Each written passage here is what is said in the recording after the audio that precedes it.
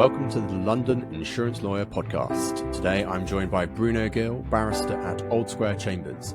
Bruno worked as front of house in high-end hospitality and is now a legal 500 ranked personal injury barrister. Stay with us to find out his secrets for success and why putting your clients at the heart of everything you do is so important. Let's get into it.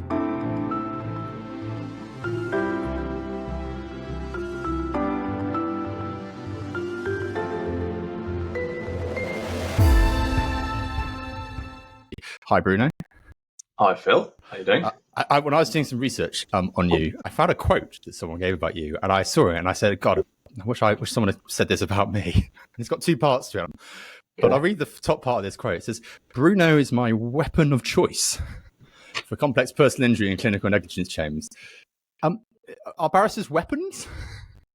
Well, I use the phrase occasionally as an insult, so I mean, it may not be the high praise I took it to be, but I think, in the cut and thrust of adversarial courtroom stuff, I could be a sword.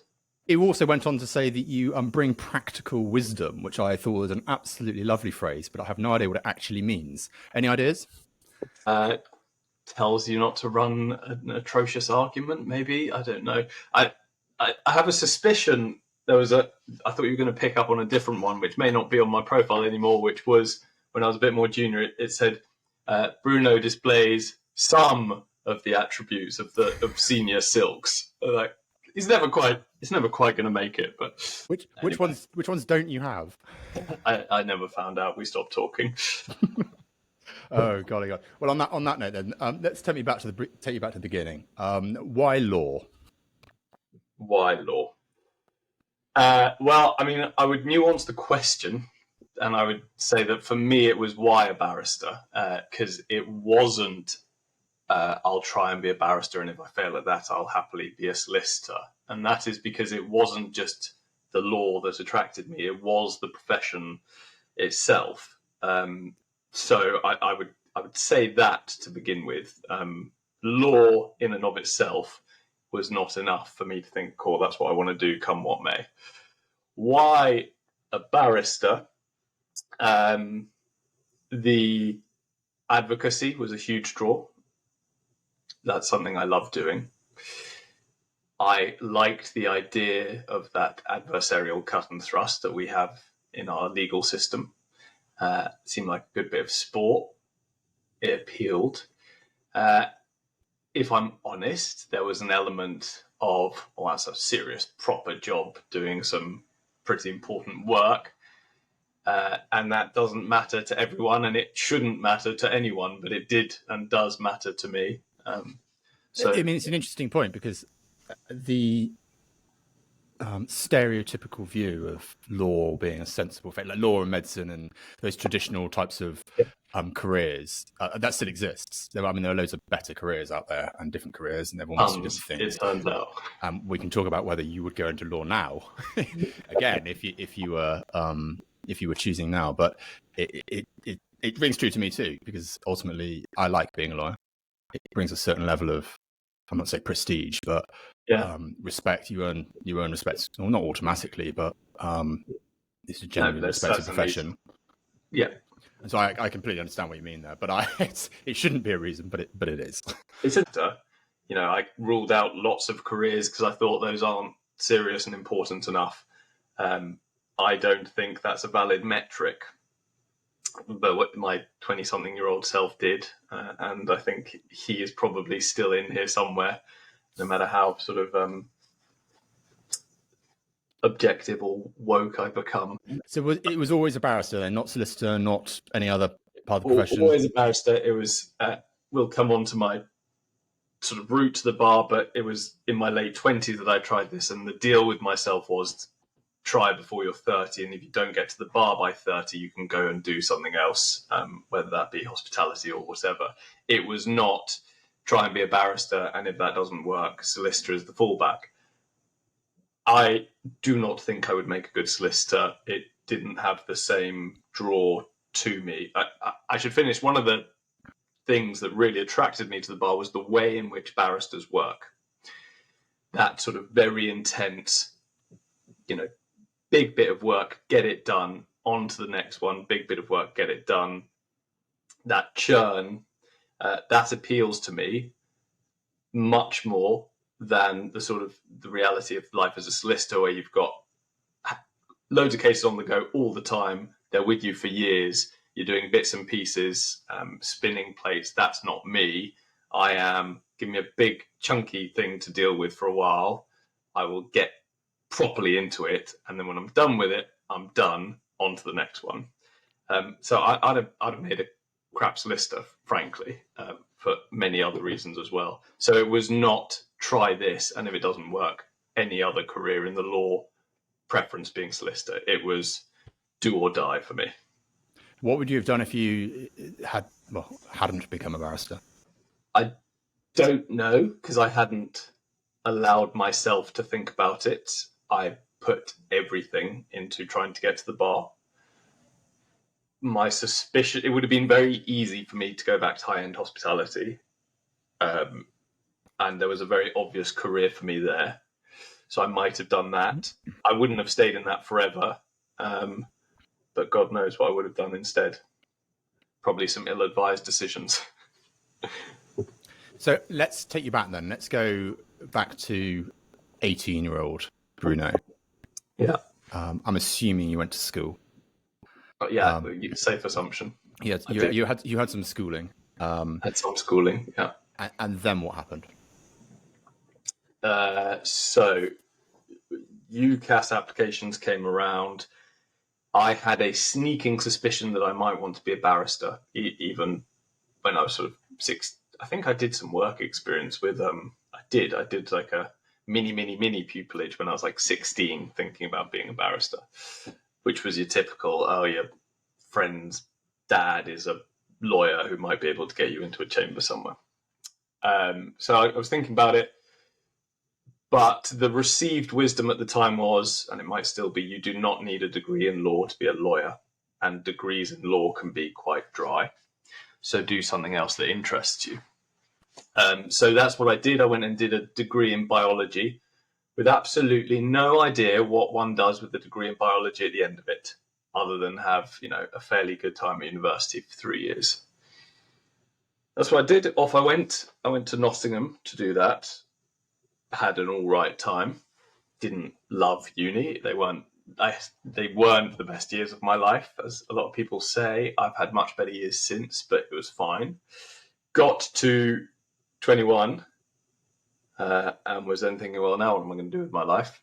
Thought about the bar again, thought about grad schemes, but then also thought, well, I could just do a master's, couldn't I? Because that would then delay any serious decisions. I think that's what a lot of people do. Well, I'm not there yet, or I'm not quite ready, and why don't I do a bit more studying and see where that takes me?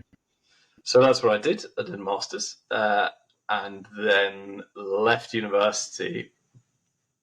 I mean, very vaguely hummed about doing a PhD just to delay life. You went full hog then? You didn't mess up? You really didn't want to get out to the real world? Well, I just honestly, Phil, was not ready to commit to a career because the idea was just so terrifying. I know lots of people have many careers now, and that probably is the right way of doing things, and careers for life are getting rarer and rarer, but I wasn't thinking that at the time. I wasn't thinking, well, I could just start something and then move on to the next. I was thinking, what do I want to do in life? What do I want to be? And 21, 22, 23, I did not know the answer to that. So I did think about delaying life again. So I was thinking about grad schemes, PhDs, all that sort of thing. And in the meantime, life happened. Had to get a job to earn some money. And the very temporary job while applying for grad schemes and working out what to do with my life was making cocktails at a bar in South London, genuinely. I didn't know that. Loved it. Great job. Really good fun. Which bar? It doesn't exist anymore. It was called Grand Union. It was behind the Imperial War Museum. It was a chain. They did burgers and cocktails, and I did the cocktails. Really good fun. It was just me and a load of Australian people and a Swiss girl. It was great. And then, genuinely by accident, I was talking to a guy who turned out to be the operations director of a company called Caprice Holdings that I hadn't really heard of, but I had heard of some of their restaurants, the Ivy, Scott's and Jay Shiki and the like. And he very kindly said to me, why don't you come to Scott's and do a trial shift as a maitre d'? Is that normal to the bar? I'd say barman, mixologist. Let's call Well, I think no, I wouldn't have thought so. I was probably giving him a load of stinky chat that he was sort of vaguely enjoying because he'd had too many of my pina coladas or whatever it was that he was drinking. Sounds like a school needs to be a barrister. Yeah, exactly. And off I went. And I went for the trial shift, really enjoyed it for sort of all sorts of reasons. It was glamorous, it was intense, it was, in this incredible setting. The caliber of people coming in were people I'd never sort of met or come across in my life. And so I was then offered a job, I think that day after the trial shift. And then I stayed there for a long time in that group, moving around a bit and working my way sort of more into the operation side of things. But that is what I did until I was 27 or 28. What was it that made you take? If you did that for quite a long time, other than the fact I'm presuming you met a lot of pretty interesting people. Did meet a lot of interesting people, met a lot of interesting judges, barristers, the like. I would be lying if I said it was meeting them that made me think, God, yeah, I definitely want to be a barrister because those guys are so cool. So despite the fact that you met a lot of judges and barristers, you still wanted to be a barrister. Yeah, exactly. In spite of it, exactly. The honest answer to that is that the company were doing quite interesting things. They were opening Scott's in Abu Dhabi, the Ivy in Dubai. They were focusing on their international presence. And their plan was that I would go and do all these openings and I would train the staff. Because by this point, I'd worked as restaurant manager, front of house manager at the club at the Ivy. I'd been running my own one in Percy Street, which is now closed, nothing to do with me, it was called Bamboo. So I kind of had worked my way throughout all the different sections.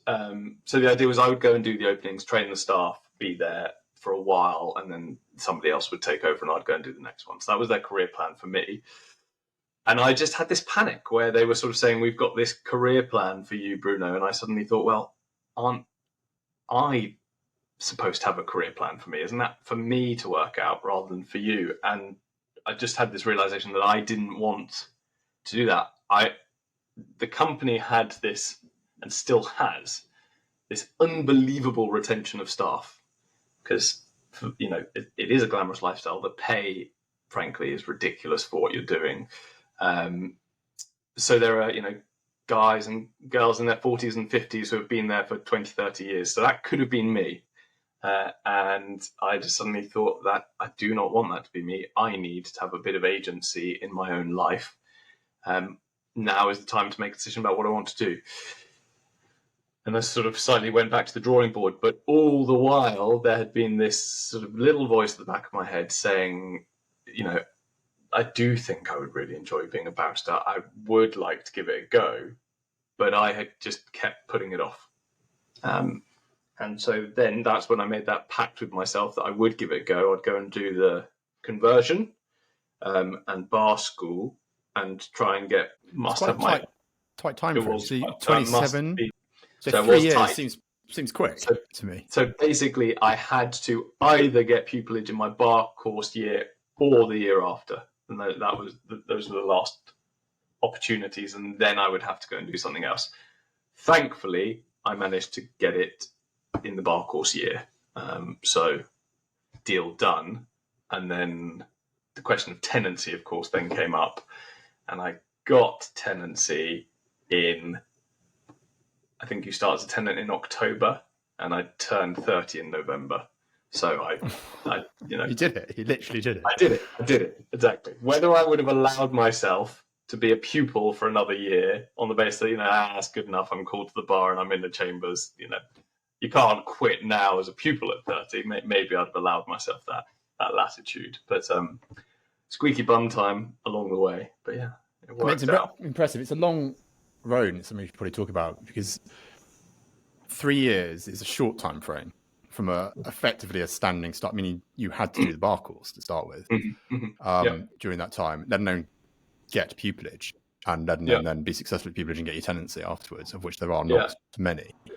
A lot more people would have a longer look at that. Do you think the fact that it was such a short time frame gave that extra little bit of impetus, or was it something else that, I mean, are you just brilliant and always meant to be a barrister? No, not that. I think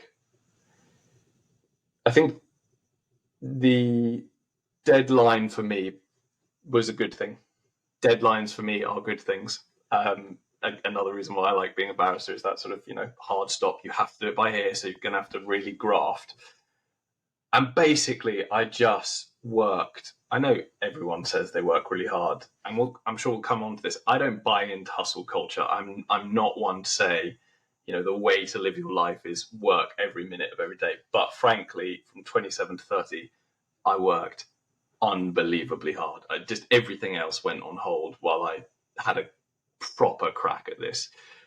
So I was, doing absolutely everything I could, from volunteer work in the evenings, as many pupillages as I could get my hands on, every mooting competition going, every bit of pro bono. And then on the courses, I had not been a particularly impressive student when I was 19 to 21. I wasn't that interested in studying. It was a very different story when I was 27, 28. I was loving it. But also there was just this huge pressure, which was, this is a means to an end. And so all of the essential reading, of course, all of the optional reading, I did that as well. I was in the library every morning, me and maybe 2 or 3 other people, just grafting on a level that most people were not. We all knew each other, we were all still friends, in the library at sort of 7:30, and it became like a matter of pride as to who could be there earliest, working all hours, basically. I don't claim to work like that anymore, and I don't advocate that as a lifestyle, but needs must. So yeah, I think it was just a huge amount of pressure that I'd put on myself. I like intensity. It appealed to me. I could sustain it for a few years. And I think that was, and just a lot of luck. I have absolutely no doubt that I'm a tenant at Old Square Chambers as a result of a huge amount of luck as well. Yeah, I mean, luck is one of those things that I'm a firm believer you make your own luck, but you need some opportunities to come your way, which you have no control over at some point. I totally agree. The more you do, the more lucky you are. I mean, I see that all the time. And that example of you hustling for your 3 years, going all in. I mean, that's brilliant. I mean, that's how you've got to do it. That's the minimum standard, I guess, for people who want to succeed now, because there will always be someone who will do that. And your profession's closed, I mean, to everyone else. Yeah, so I think there are 2 types of people in this world. There are those who have unbelievable gifts of intellect, and they've gone to Oxbridge, they've then gone and done a master's or whatever somewhere in the Ivy Leagues. It was once described to me, I did a mini at One Essex Court, and I had a bit of like the riot act read to me at the end of it about how hard it is to get pupillage anywhere. And of course, One Essex Court, I mean, it really frickin' is. But, it was described to me as just an embarrassment of riches, that the quality of the applications they're getting. And I can't compete in that sort of echelon, and I don't try to. But so there's that sort of class of citizens that I'm not part of. And then there are those of us that are just going, like the sort of rabid dogs that are just going to keep going at it until we get it. And we have to work harder. We don't have the same CVs. We may not have the same, IQ, but you can still achieve. It's a matter of not only doing everything in your power to get as good as you can, but being sensible. And I think this kind of ties in with your make your own luck point, which is if you've got an average 2-1 from a Russell group, you're not going to make your own luck by applying to the Magic Circle, exclusively Magic Circle firms, or exclusively the very top sets. If you're coming to the bar, you've got to be realistic, and you've got to give yourself the best odds.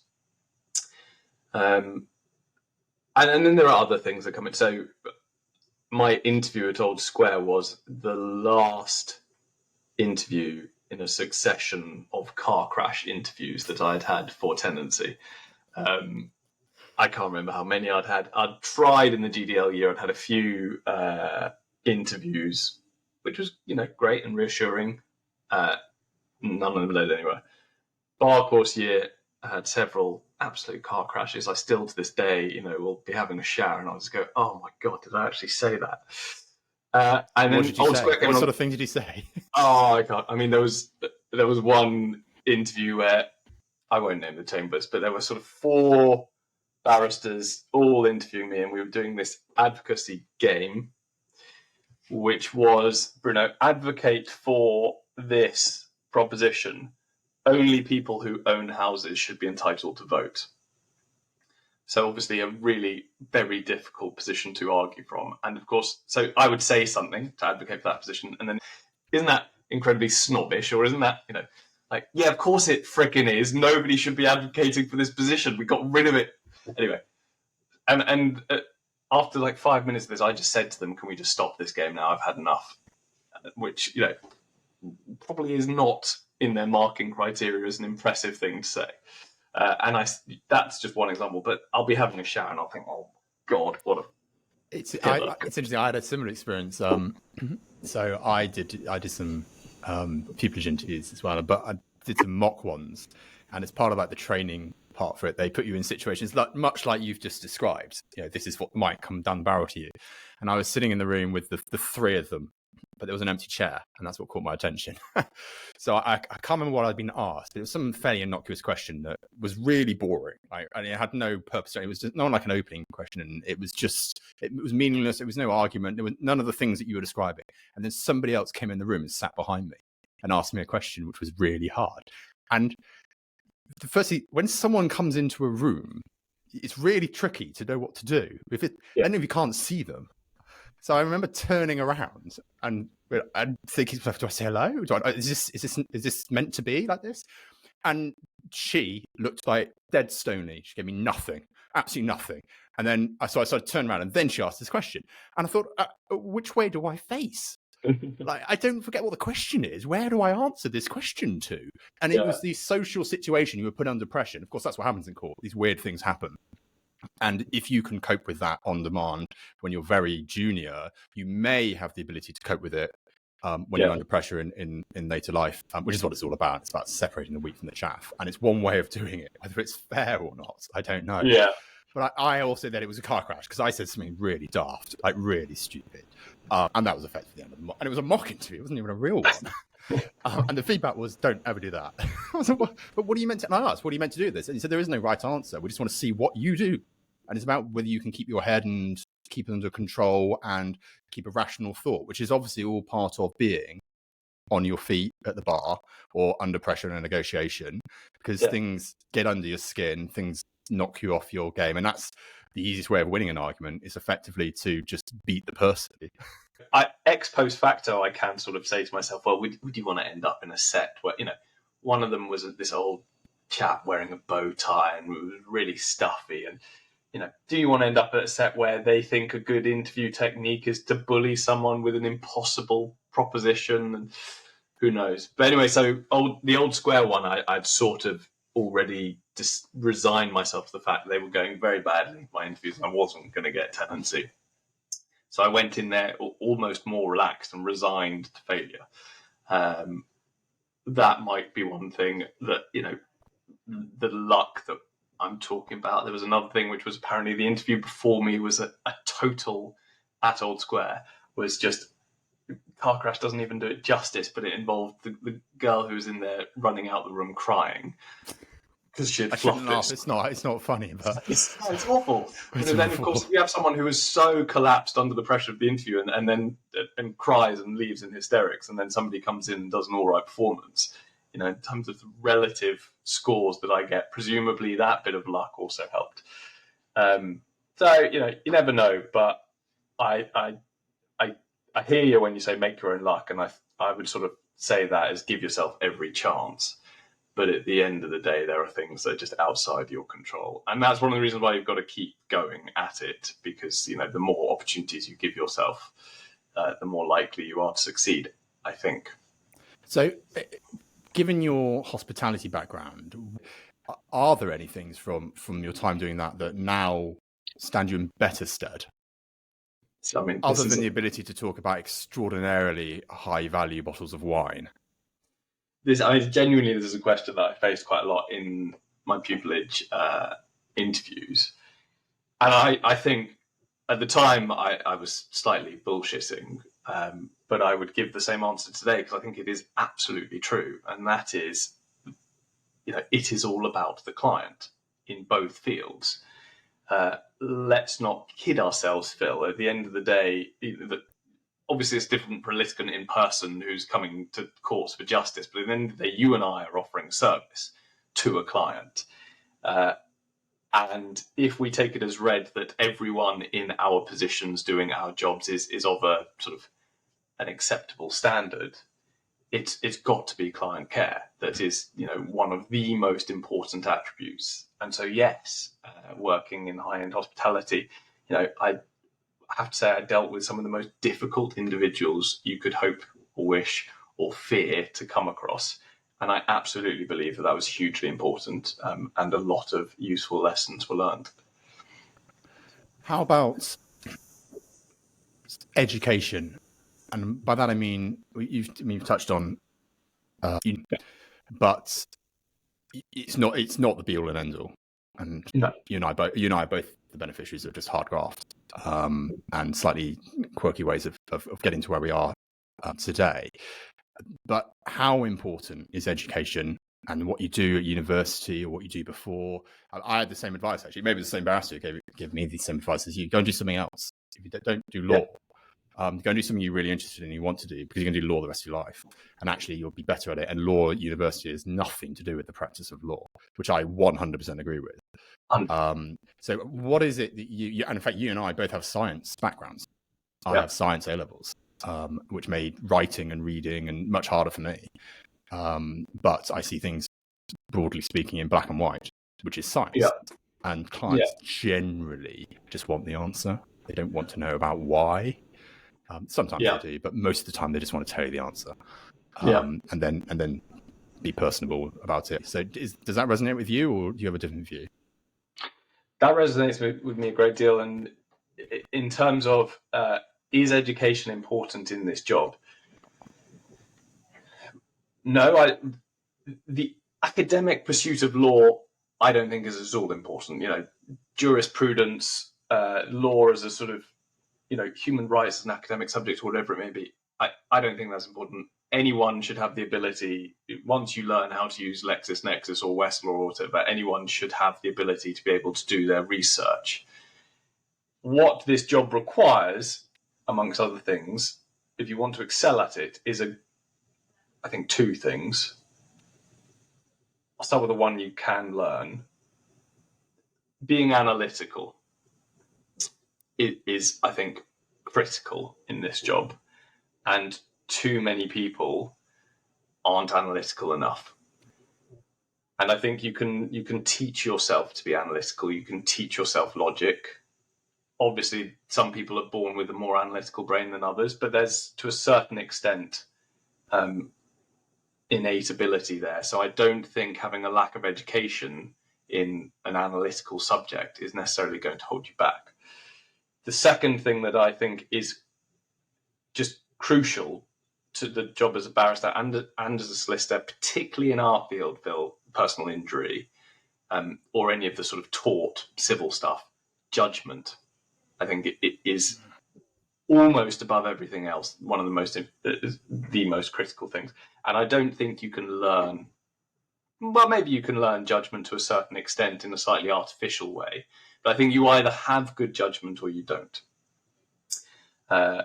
And so I don't think any degree or postgrad or whatever is going to make up for an inability to be faced with a certain scenario or set of facts and be able to, not just by gut, because it's not, you're not going to get anywhere just by gut, and analysis comes back into it, I suppose, but that ability to sort of sense the right answer. And it goes beyond that, being able to sense the best way to put an argument, thinking about the tactics of what's going to be said against you, being able to sense, well, who is this judge? What are they jibing with, and what's not working with them? All that stuff. I don't think you can go to university and come away with better grounding in judgment. And if you've got it, I think you'll do very well in this job. And if you don't have it, I think you'll be found out quite quickly. So the question then is, how do you know whether you have good judgment or not?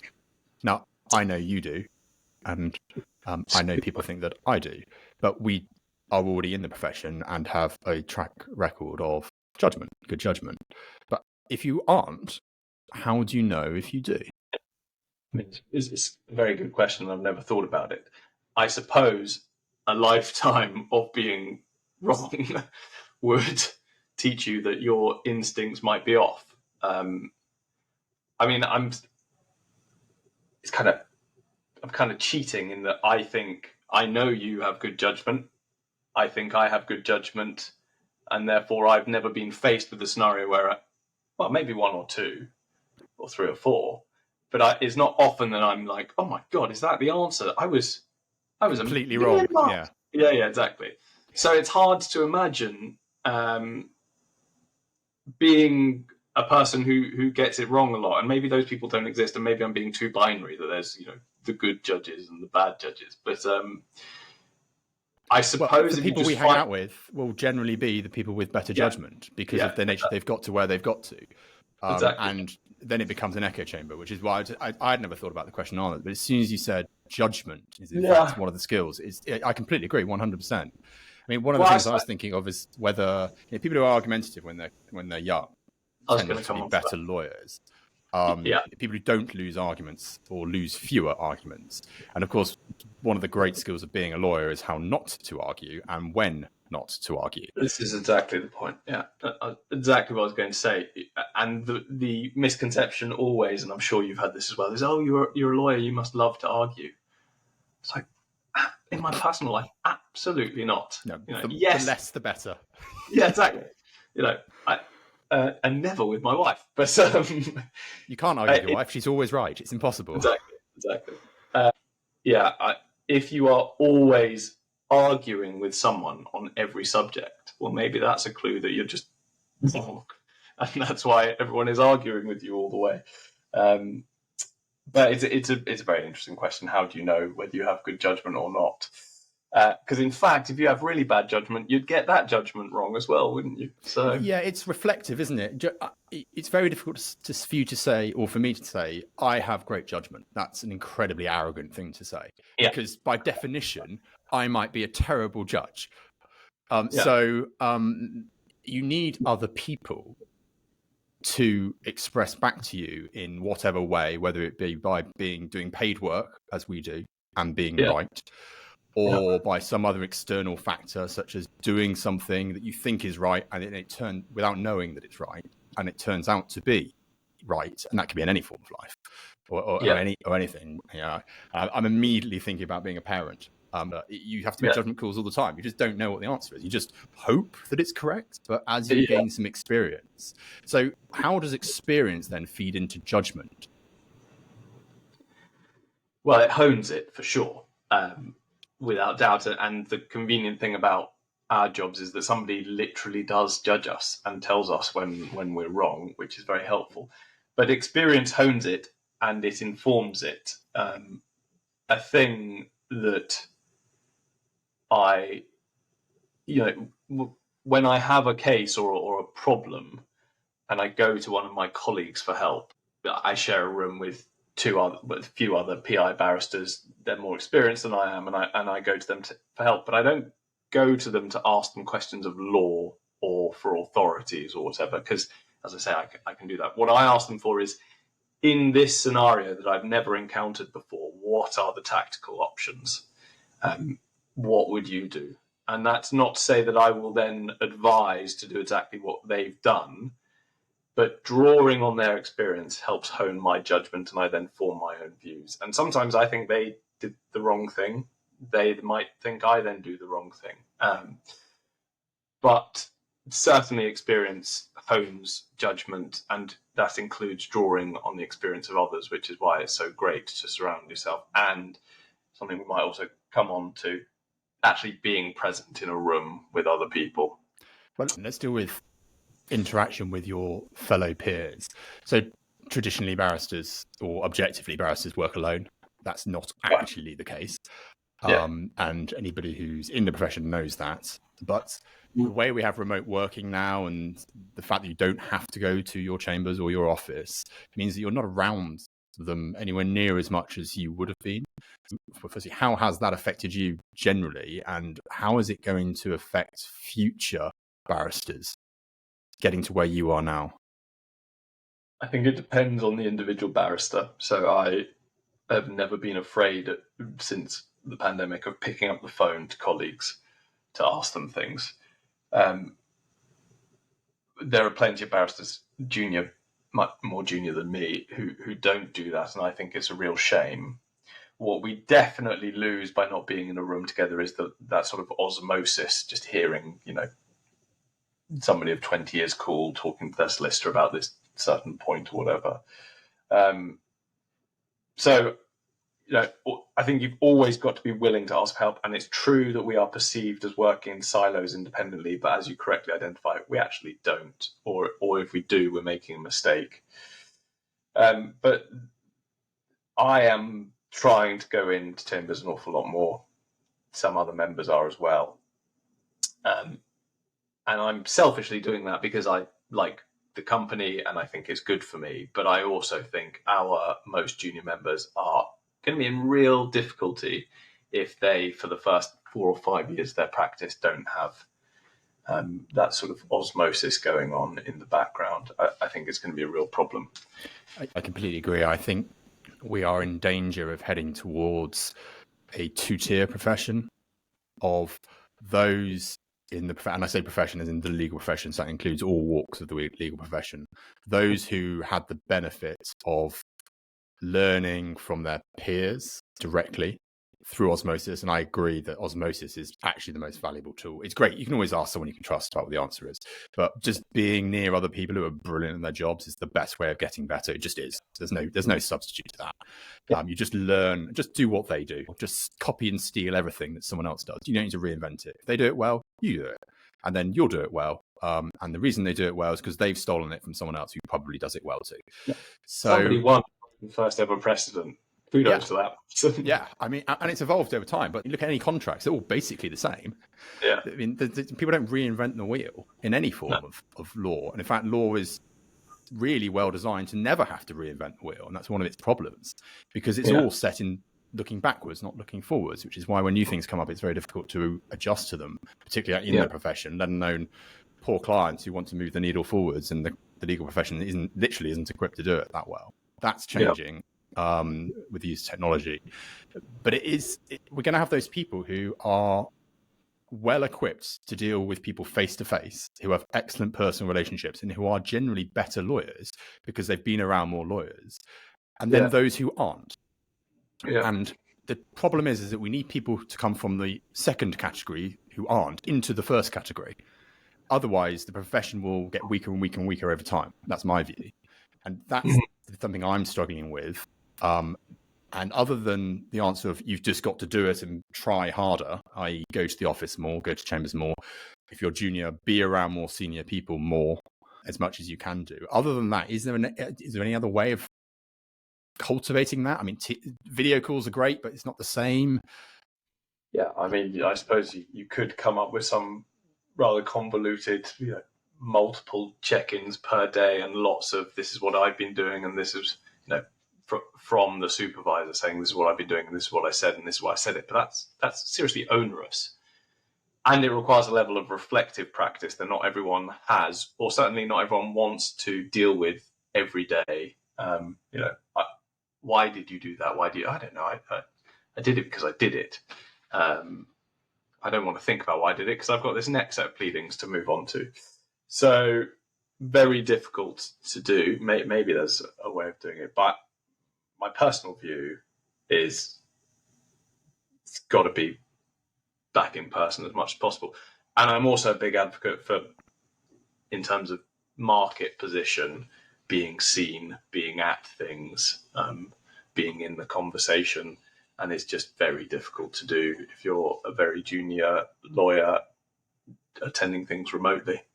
I agree. I think it's probably the biggest issue with work from home and the remote sort of revolution. But let's talk about one of the positives of remote working. Let's talk about being parents, because you and I are both new dads, relatively new dads. I've got an almost 2-year-old. You've got a 1-year-old. So we're still learning. I don't think any parents said they're not still learning, but we're still on the sharp end of learning, and things change quickly, and not always for the best. I've just hit a rocky patch where no is now the default position. He has great fun, but there's crying involved. So how has work-life balance changed since remote working has come up and you haven't had to go to chambers so often?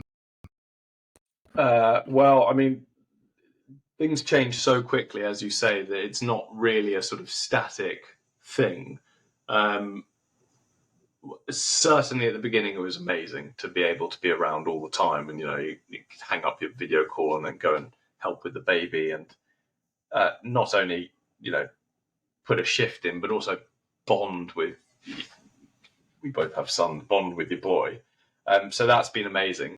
And I sort of think it would have been a real shame had I've worked the way I did pre-pandemic. I would have missed an awful lot. But now we're at a phase where he's got childcare sorted for most of the day, so that frees me up to go in an awful lot more. And I have to say, I really like that sort of separation, that being able to do your deep focus work in chambers all day rather than that slightly more fragmented. I'm a dad and a barrister, not necessarily nailing either as well as I'd like. But so for me, that separation has been great. That said, the more CCMCs that are online that don't require me having to go to Preston or whatever, brilliant, because then I can see him in the morning and see him before bed, and there are definitely positives to it. It's massive, and I think it's personal choice. I do my very best to take him to nursery every day. It's not possible when I have to come to London for meetings at 9:00, but that means I start my day later when I'm at home because I've taken him to nursery, and nursery's not close, and traffic's awful.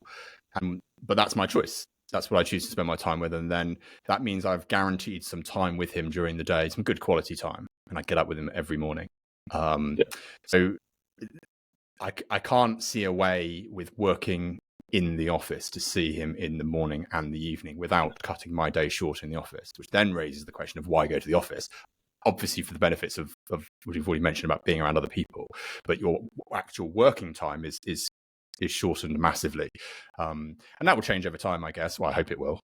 He won't want to see me twice a day, I suspect, after in a few years' time. But while he does, it works well for me. But it's definitely different for everybody.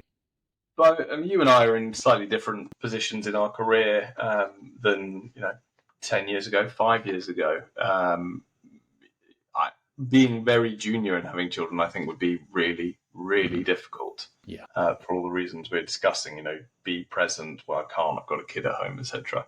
But I think if you're young, new to the profession, newly qualified, without kids, I think be in as much as you can, because you're doing yourself a disservice staying at home, frankly.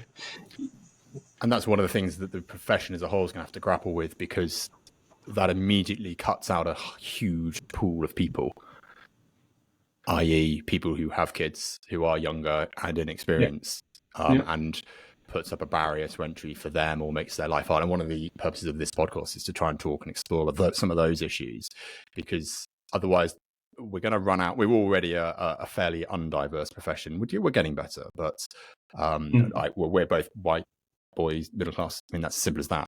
And the vast majority of the profession is. I've been very fortunate. I've always worked with extraordinarily successful women. They've only ever been managed by women.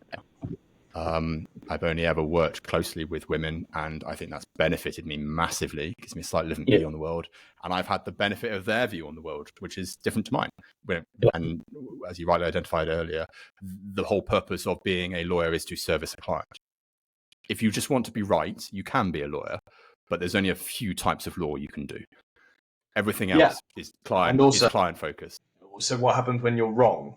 And your only skill is being right, and you've got, or even you're not wrong, but you've got in front of the wrong judge who didn't have their Weetabix that day, and they tell you you're wrong, and then you're absolutely screwed, aren't you? Because you've got no client skill. Your client's not particularly wedded to you. They were only wedded to you because you were always right, and you've just been wrong. Well, so I always use the example that I probably don't now, but I used to make maybe 100 case decisions a week on average, broadly speaking. Actual decisions on cases. And so if I'm 99% right, so i.e. almost perfect, I am absolutely wrong once every week. And so that's 50 times a year that I'm absolutely wrong. Not a little bit wrong, completely wrong. Now, what you'd hope is that's innocuous and it might be a typo in an email, or it might be something fundamental. And so you have to make your peace with that. And that was if I was 99% right. And there's no way in the world I could be 99% right. And if you are, then you're probably not making hard enough decisions. That's the reality of it. If you're that right, you should probably try some harder decisions. So one of the benefits of being a solicitor rather than a barrister is I don't lose my career if I make a mistake. I have a firm that, broadly speaking, will look after me. Assume I haven't done anything absolutely mad. But at the bar, a mistake has a much bigger impact, or could have a much bigger impact. And so how do you manage that risk, and how does it sit with you, given that being wrong sometimes can lead to much worse consequences with clients and solicitors than certainly from my side of the profession? Well, one would hope that there is never going to be a time in one's career where you are flat wrong on a really important issue where you haven't advised the client that we might be wrong, because we've got these risks and this fact could go against us, or this witness may not perform. It's hard to imagine a scenario where you have told your client, we win this all day, every day, and then you're blindsided. Now, with the right client care, right expectation management, etc., the loss should not be in any way fatal to your career, let alone particularly detrimental to it. And I think we could all think of losses that we shouldn't have had but did have, and they've not been catastrophic. Because if you've got the skills and the judgment and the client care, etc., you've foreseen that's a possible scenario. Your client should be aware of it.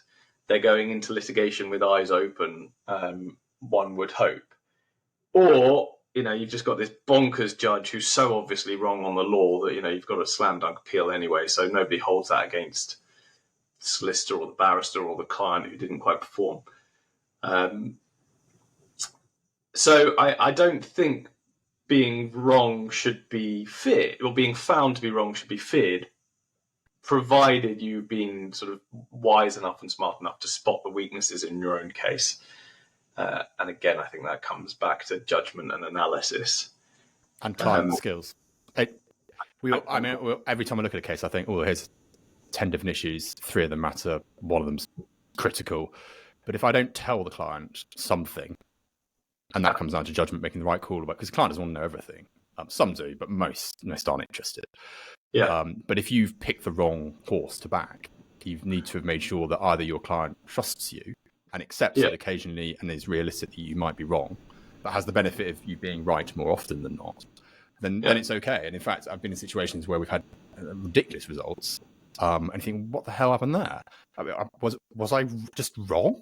And it's actually been the client who's come back and said, no, this and reason. When you have that sort of period of self-reflection, as everybody should do when you make a lot of decisions, and when you're making decisions that have big effects, and you have to make your peace with that being a lawyer. Whether that be at what I'd call the bottom end of what we do, the low value stuff, or whether that be on a 20, 30, 40 million pound case, you have to make your peace with what you're saying and what it means. And if you can't, then don't say anything. And also, I think if you have a fear of being wrong, then you're in the wrong game, because there are too many moving parts and too many variables to ever know the precise outcome. And if you're scared of being found to not be right, if that's your ultimate fear in this profession, you're going to have a miserable time. And aside from anything, we can be very reductive about it. You have indemnity at the end of the day for a reason. For those, I don't know how. I've never had to rely on my indemnity. I don't know how many barristers do, but at the end of the day, there is that safety net there for precisely those reasons where you fluff it if you fluff it. But if you are petrified, I think you and I have talked before about the importance of being wrong anyway, and how they're incredibly useful learning experience. But if you're petrified of loss, losing a case or being wrong on a point, then you're going to find this job really, really difficult. Because so often with the client, the advice at the end of the day is, here are all the risks, but let's go for it. We've got a 60% chance on it. Oh, 60% would be a high chance. One of your colleagues once said, I never give more than 70%, and I'm saying 70% chance of success now.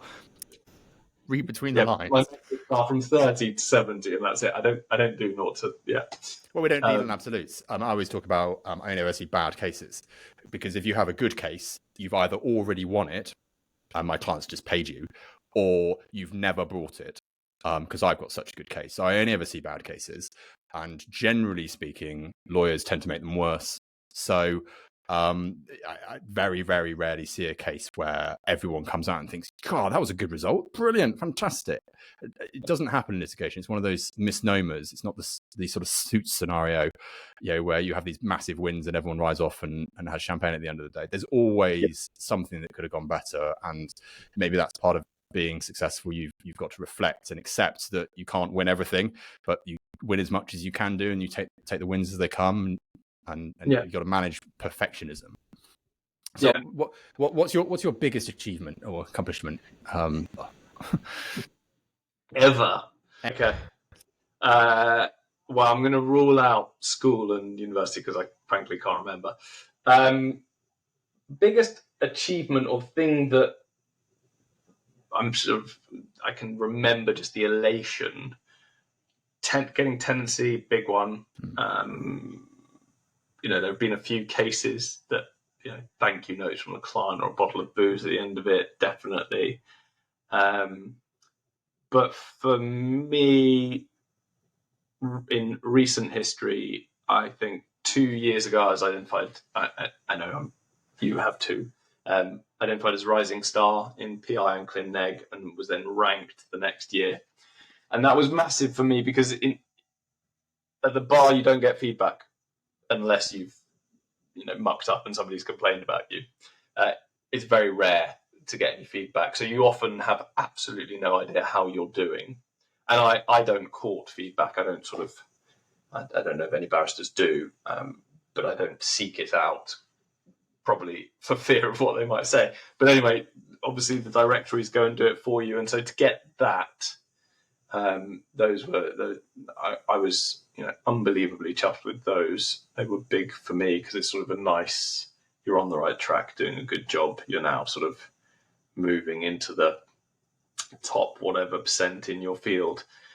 So I think those are probably my proudest professional accomplishments. I can speak to one of them with rankings in legal directories. It's a huge achievement personally. For exactly that reason, it's your peers have said, do you know what? Yeah, this person's all right. I think they're all right. And because of who they are, other people have said they're all right. And that peer review is broadly how you get ahead in law. And that's about treating people fairly, being right more often than you're wrong, having good relationships, all skills that aspiring lawyers or in fact any professional should have. Do great for your clients. One of the mantras I live by is, if I'm not sure, my default position is do what will delight my client. Because ultimately, that's all that matters. Because if they don't re-instruct me, what was the point? And I'm not interested in winning this case or just working with them on this case. I'm interested in working on the next 100 cases and the next 10 biggest cases that they ever come. And when their worst thing happens, I want them to phone me. It's about making sure that they feel that they've got what they want. Question. What are your long-term goals? Reason I don't particularly have long-term goals, and I don't think the bar it doesn't nurture long-term thinking, because it's you do this case, oh, it's done. Okay, now you do this case. What are my long-term goals? I'd love to get into appellate practice, do some appeals. Ultimately, that's sort of a string I would like to add to my bow. I love trials, don't get me wrong. It's not that I don't want to do first instance stuff. I would happily do that forever. It's the most fun you can have professionally. But I do think, it would play to my strengths. I think I'd really enjoy it. My head of chambers said to me the other day, you're one of those people, Bruno, that you just don't like it when the others are wrong, do you? And that is true about me. I don't like, and injustice might be putting it too high, but I don't like people getting away with things when it's incorrect. So appeal for that reason. But I mean, I have a one consistent long-term goal in life, which is to be interested in what I do, always. And I think that explains why I've been on a sort of merry little dance following different interests. But that it is and always will be the most important thing to me, to get out of bed and be interested in the people I'm dealing with, the subject matter, the stuff I have to learn, or whatever it is. That drives me. Robert Winsor, I mean, he's an eminent gynecologist and fertility expert, but he wrote a book on the human brain, which I read when I was about sort of 16 or so. I think it's called The Human Mind.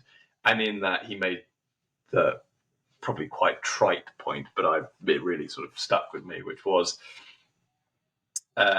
essentially adults lose interest in the world around them and they start to assume they know this paradigm about how the world works.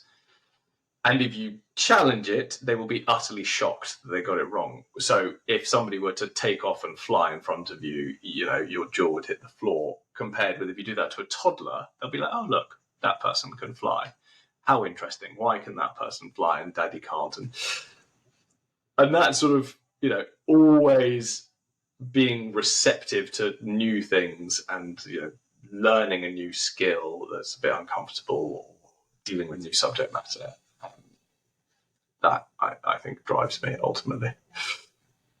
I think if that's everybody's goal, then hopefully we'll all end up doing exactly what we want. I mean, we're in this very, very lucky position, you and I, which is that the subject matter we deal with on day to day is dealing with the most important moments in people's lives. And what could be more interesting than learning about new people, weird things that happened, the terrible consequences. We are so privileged, and it is such an interesting, often looked down upon incorrectly, area of law, I think.